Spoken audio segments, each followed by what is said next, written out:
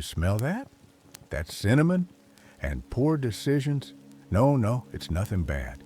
Just reminds me of the time I had to break up with a cookie jar. Yep, real ceramic blue floral pattern. Thought it was innocent. Turns out it was running my entire life. Go on, get cozy. I'm about to tell you how a cookie jar, just sitting there, taught me more about human behavior than all the books on my shelf. Back in my 50s, I had this ritual. Every evening, right after dinner, I'd open the pantry, pull out the cookie jar, and eat 3 chocolate chip cookies. Sometimes 4, okay, 5. And I'd always say the same thing after.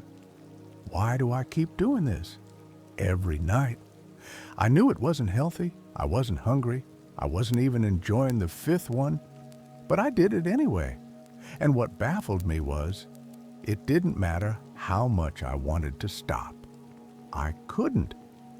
Until one day, I read this line in an old psychology book that said, "You don't rise to the level of your goals. You fall to the level of your systems." And I remember blinking at that page like it had slapped me. See, I was trying to stop eating cookies, but that was just the symptom. The system, that was the setup. Let me explain. Every evening had a rhythm. Dinner ends, I get up, walk into the kitchen, see the cookie jar. Boom! Craving hits. Action follows. Cookie disappears. Now here's the kicker. I wasn't choosing to eat cookies. I was reacting to a cue. That jar, sitting right there on the counter, was the silent signal. Not a craving, not a decision. Just a visual trigger. It was like it whispered to me every night, "Hey, you know what time it is." And I always answered, like a trained dog. Now there's this little trick in behavior science. They call it make it obvious. If you want to build a good habit, like reading or exercising, you put the cue right in front of your face. A book on your pillow, a kettlebell near the fridge, running shoes by the door. Simple. But what they don't always tell you is this. Bad habits work the same way. They hide in plain sight. We walk right into them every day and wonder why we feel stuck. So I ran a little experiment.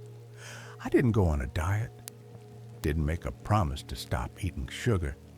I just moved the cookie jar, took it off the counter and stuck it on the top shelf of the laundry room, way in the back. No fancy rules, no shame, just a little friction. And guess what? The first night, I stood up after dinner and walked into the kitchen and stopped. No jar, no cue. I looked around, confused. Then I laughed. The whole spell was broken.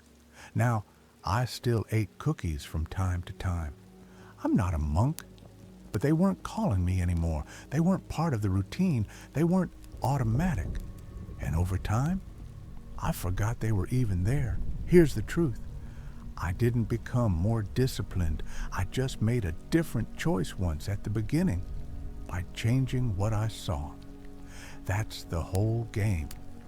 Habits don't start with willpower. They start with sight. You show me what someone sees every day, what's on their wall, on their phone, on their desk, and I'll tell you what their future looks like. We think change has to be big and dramatic. It doesn't. Sometimes it's just putting a cookie jar out of sight, or laying out your workout clothes, or leaving your guitar where you trip over it. Because every habit begins with a cue, and every cue is a choice you can design. My buddy Gary smoked for 20 years. He didn't quit with patches or pills. He started by throwing away the little tin where he kept his lighter. That was his cue. The tin was always there on the table, next to his coffee mug. When the tin vanished, the ritual broke. His hands didn't reach anymore. It wasn't magic, just friction, just a missing piece in the pattern. So now, I've got a rule. If I want to do something more, I make it easy to see. If I want to do something less, I make it hard to find. That's it. Books go by the bed. Phone goes in the drawer at 9 p.m. Cookies stay in aisle 6 where they belong. And it works. Not because I'm disciplined, but because I'm forgetful. So I build my house like a helpful memory, one that nudges me in the right direction. And maybe that's what you need too. You don't have to be better. Just look around. What's on your wall? What's on your phone screen? What's the first thing you see in the morning? That's where your habits begin. Not in your goals, not in your journal, but in your visual environment. So if you're trying to change, don't start with pressure. Start with placement. You're not broken.